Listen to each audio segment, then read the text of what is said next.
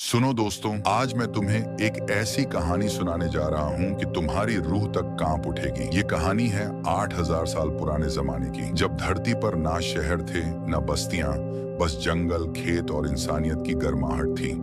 ये है दो भाइयों की कहानी, प्यार, धोखा, गुस्सा और आखिर में ऐसा मोड़ कि तुम्हारी आंखें भर आएंगी। तैयार हो? चलो उस दुनिया में चलते हैं जहाँ हर कदम पर जिंदगी का इम्तिहान था। तो कान खोलो और सुनो, ये कहानी छोड़ने का मन नहीं करेगा। सूरज की पहली किरणें अभी जंगल के पेड़ों को छू रही थी कि छोटू जंगल के किनारे बनी सकरी पगडंडी पर तेज कदमों से चल रहा था। तभी सामने से उसके ताऊ बलदेव दिखाई दिए। छोटू की जल्दी थी, मानो हवा से रेस लगा रहा हो। वह उनके पास से ऐसे निकल गया जैसे हिरण जंगल में दौड़ता है, पर उसने उन्हें देखा तक नहीं। बलदेव ने गहरी सांस ली और गरजते हुए बोले, अरे क्या ताऊ दिखाई नहीं देता? एक जय राम भी नहीं बोल सकता क्या? यह सुनकर छोटू थोड़ा शर्मा गया। उसने हाथ जोड़े और बोला, माफी मांगता हूँ ताऊ, मैंने देखा ही नहीं, घर जल्दी पहुंचना था।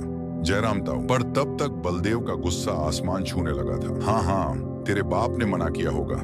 खेत बढ़ गए तो सबके रंग बदल गए हैं ना। छोटू चुपचाप आगे बढ़ गया, मानो हवा में घुल गया हो। बलदेव और हरिया, ये दोनों सगे भाई थे। दोनों दिन रात खेतों में पसीना बहाते थे। फसलें लहलहाती थीं और घर में हमेशा अनाज के ढेर रहते थे। बलदेव अपने भाई हरिया का बहुत मान करता था, पर एक दिन उनके बूढ़े बाप का देहांत हो गया। इसके बाद हरिया ने खेतों की ओर मुंह मोड़ लिया। सारा बोझ बलदेव के कंधों पर आ पड़ा। हरिया जो बड़ा था, अनाज और पैसों का हिसाब रखता। धीरे धीरे उसने बलदेव को घाटा बताना शुरू कर दिया, पर बलदेव सब समझता था। बड़े भाई की इज्जत के आगे वह चुप रहा। लेकिन जब पानी सिर से ऊपर चला गया तो एक दिन बलदेव ने हिम्मत जुटाई। भैया, मुझे लगता है बाप के जाने के बाद हमें खेत बांट लेना चाहिए था। अब भी देर नहीं हुई, बंटवारा कर ले। हरिया भड़क गया, अरे बाप को गए अभी 1 बरस भी नहीं हुआ और तुझे बंटवारा चाहिए? क्या मुसीबत आ गई? बलदेव ने गहरी सांस ली और बोला, भैया मुझे लगता है तुम अनाज में हेर फेर करते हो। मैं इतनी मेहनत करता हूँ, फसलें अच्छी होती हैं, फिर भी घाटा क्यों? यह सुनते ही हरिया ने लकड़ी का डंडा उठा लिया। मुझे चोर कहता है। एक शब्द और बोला तो तेरा सिर फोड़ दूंगा। तभी हरिया की पत्नी मालती बीच में आई। ये क्या कर रहे हो? मेरी शादी के वक्त ये 6 बरस का था, इसे बच्चे की तरह पाला है, जो मांग रहा है दे दो। हरिया का दिल थोड़ा पिघला। फिर खेत और झोपड़ियों का बंटवारा हो गया। हरिया ने अपने खेतों के लिए मजदूर रख लिए जो हल चलाते थे। बलदेव अकेले ही सब संभालता रहा। उसकी पत्नी राधा अक्सर बीमार रहती थी। उनकी 2 बेटियां थीं, सरिता और कुसुम। हरिया का एक बेटा था, छोटू। एक सुबह हरिया खेत की ओर निकलने को तैयार था। उसने देखा बलदेव की झोपड़ी सूनी पड़ी है। खेत पर पहुंचा, वहां भी बलदेव नहीं था। हरिया ने मजदूरों को काम समझाया और मालती से बोला, जा पता कर कि वह कहाँ गए। हरिया और मालती ने पूरे गांव में ढूंढा, पर कुछ पता न चला।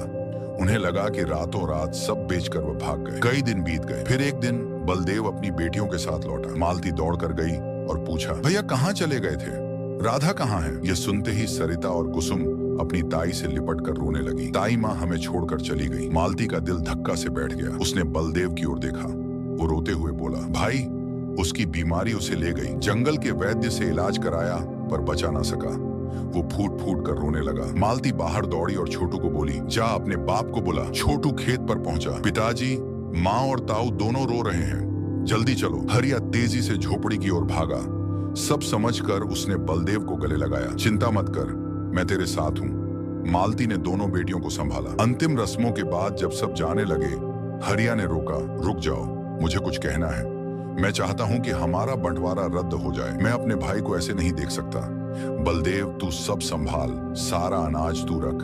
तेरी बेटियों की शादी हम मिलकर करेंगे। बलदेव बोला, भैया मुझे अब खेत झोपड़ी का लालच नहीं, बस मेरी बेटियों को माँ का प्यार मिल जाए। भाभी इन्हें संभाल लो, मैं अब तीर्थ पर जाना चाहता हूँ, सब तुम रख।